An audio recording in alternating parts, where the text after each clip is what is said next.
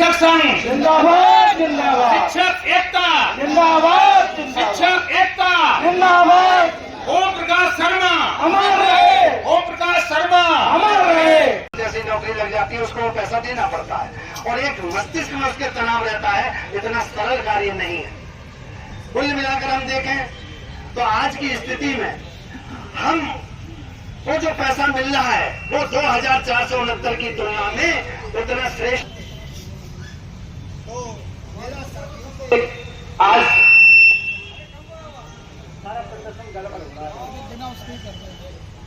निवेदन है कि ये जो माध्यमिक शिक्षक संघ की लड़ाई लड़ी माननीय ओपी शर्मा जी ने इसलिए लड़ी कि उनके वो प्राणी है जो संपूर्ण समाज को शिक्षित करता है, वही लिपाई जज बनाता है। तो ये वास्तव में हकदार हैं इस बात के कि इनका वेतन सही होना चाहिए। संघर्ष के पर्याय थे उनके आयोग जब गठित हुए में 28 दिन की हड़ताल हमने भी की, वेतन कटा। और उनसे पूछो जब तदर्थ शिक्षा में थे, जब 28 दिन का वेतन कटे हो, ऊपर से सरकार ये कहती हो कि ये तो स्थायी नहीं है।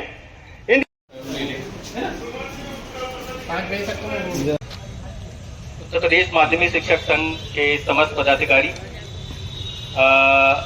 समस्त हमारे उपस्थित सभी सम्मानित प्रधानाचार्यगण, समस्त हमारी सम्मानित शिक्षकगण, जैसा कि अभी अध्यक्ष जी बता रहे हैं कि जो ज्ञापन पहले दिए या जो भी हमें समस्याएं शिक्षकों की हैं, जो प्रदेश व्यापी प्रदेश आह्वान के नेतृत्व में आप लोगों के द्वारा जो भी मांगे आज दी जाएंगी, सर्वप्रथम मैं उनके बारे में ये बताना चाहूंगा कि जो भी आपकी मांगे हैं, जो आपका ज्ञापन अभी दिया जाएगा, वो हमारे सहयोगी अधिकारी के द्वारा अभी जब आप का समापन होगा उसके बाद उनके द्वारा प्राप्त किया जाएगा और उसको सक्षम स्तर पर आवश्यक कार्रवाई के लिए जो भी आपकी मांगे हैं उनको अग्रसारित करते हुए प्रेषित कर दिया जाएगा। साथ ही अभी अध्यक्ष जी ने कहा कि जो हम लोगों ने अभी कुछ दिन पहले एक ज्ञापन जो जनपद की कुछ समस्याओं से संबंधित दिया था, उसके संबंध में ज्यादातर जो चीजें हैं, जैसे एक तो ये कि एनपीएस जो प्राण की जो कटौती हमारी जो है, जिसको हम लोग कोशिश करते हैं कि हमारी समय अंतर्गत हो, और लगभग मुझे लगता है कि यूपी में हम लोग 5 ऐसे जनपदों में हैं जिनकी हमारी एनपीएस की कटौती टाइमली हमारी शिक्षकों के प्राण खाते में जमा हो जाती है। और बाकी हम लोगों ने संगठन के साथ, संगठन के सम्मानित हमारे जितने भी पदाधिकारी गण हैं, बीच बीच में हम लोगों की आपस की डिस्कशन वार्तालाप होता रहता है कि हम लोग इसमें यदि सुधार कर सकते हैं तो और कैसे कर सकते हैं और इसको हम कैसे और टाइमली कर सकते हैं, ताकि हम अन्य जनपद जो 2, 4, 5 आगे हैं उनकी श्रेणी में भी हम लोग आ जाएं। तो इसके लिए हम अपने निरंतर हमारी जो लेखा की टीम है, हमारे जो अन्य जो लिपिक संवर्ग के जो लोग हैं, उनके साथ अभी मेरी आपके ज्ञापन के बाद मैंने डिस्कशन किया था और इधर जो हम लोगों को जो कंट्रीब्यूशन हुआ था उसको हम लोगों ने कंप्लीट करके उसको जमा भी कराया है। दूसरा, हमारा जो एनपीएस से पुरानी पेंशन में सम्मिलित हुए शिक्षकों के एनपीएस खाते के जीपीएफ खाते में जो जमा की गई धनराशि का है, उसका भी निर्देश हम लोगों ने समस्त हमारे विद्यालयों के लिए हम लोगों ने अभी दोबारा भी जारी किया था। एक और महत्वपूर्ण चीज है जो हम लोग जो हमारे शिक्षक जो हैं 31 मार्च 2026 को जो रिटायर हुए, हम लोग कोशिश करते हैं कि हमारे जितने भी सेवानिवृत्त शिक्षक या अन्य जितने भी शिक्षणेतर कार्मिक हमारे हैं, उन सभी को समयांतर्गत भुगतान हो, और इसके लिए हम लोगों ने प्रयास भी किया था। अभी तक हम लोग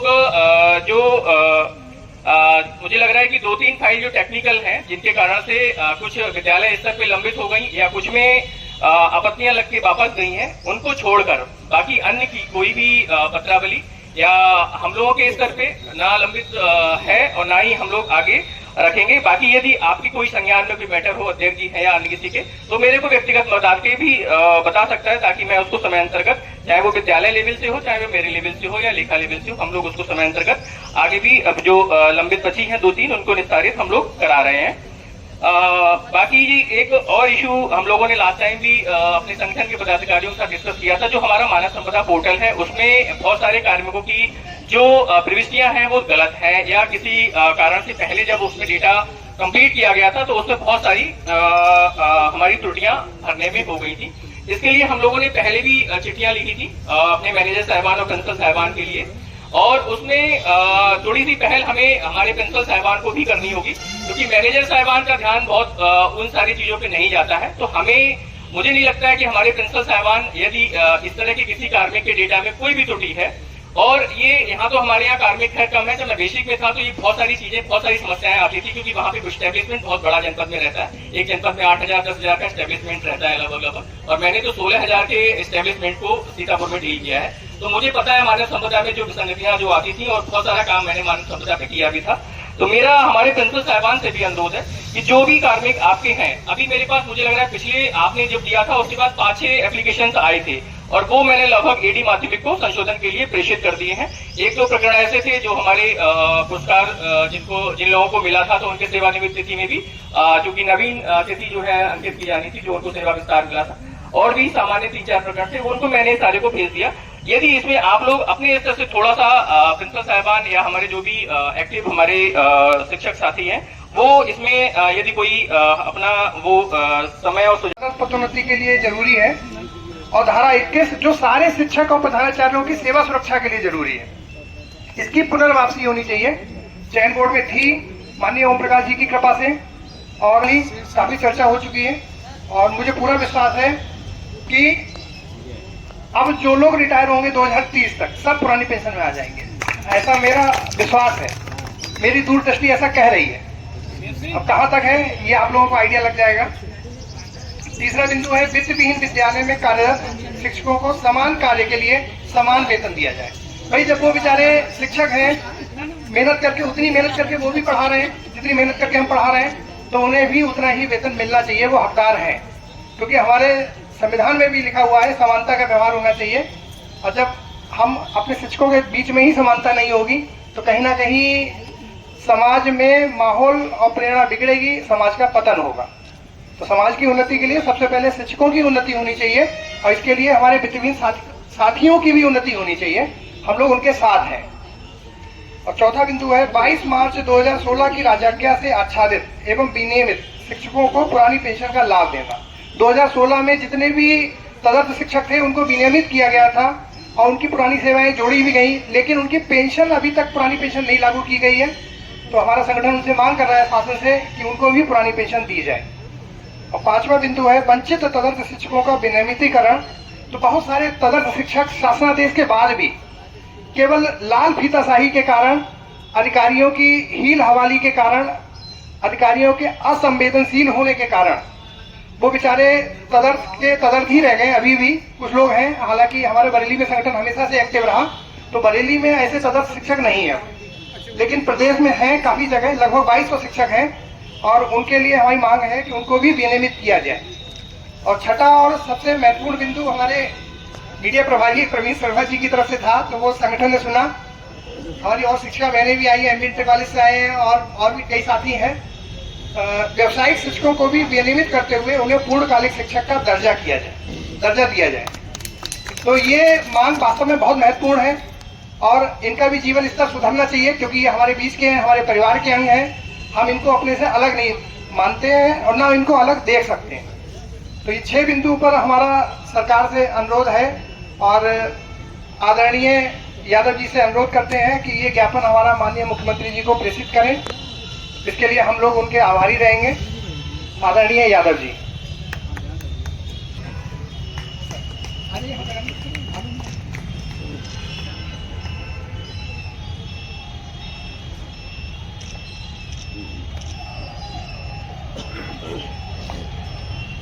मंचासीन उत्तर प्रदेश माध्यमिक शिक्षक संघ जनपद बरेली की पूरी इकाई, साथ में हमारे मंडलीय स्तर के पदाधिकारी तथा मेरे बहुत ही सम्मानित शिक्षक शिक्षिकाओं, एक किसी शायर का शेर है कि हौसला है तो बदल डालो चमन की रंगत। हौसला है तो बदल डालो चमन की रंगत, वरना चुपचाप मरो शोर मचाते क्यों।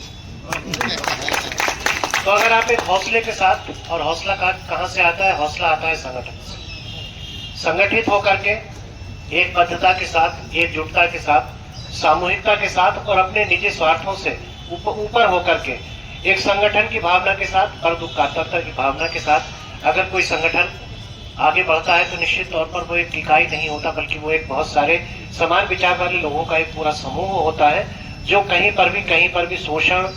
या दमन या अराजकता की कोई स्थिति होती है तो उससे अपने लोगों को मुक्त करा रहा होता है। और मुझे इस बात की बहुत खुशी है, क्योंकि मैं भी काफी समय से जब तक बरेली में हूँ, कि हमारा ये शिक्षक संघ की जो इकाई है और शिक्षक संघ के जो पदाधिकारी हैं, और इसमें आप भी सब पदाधिकारी हैं, क्योंकि आपसे ही संघ है।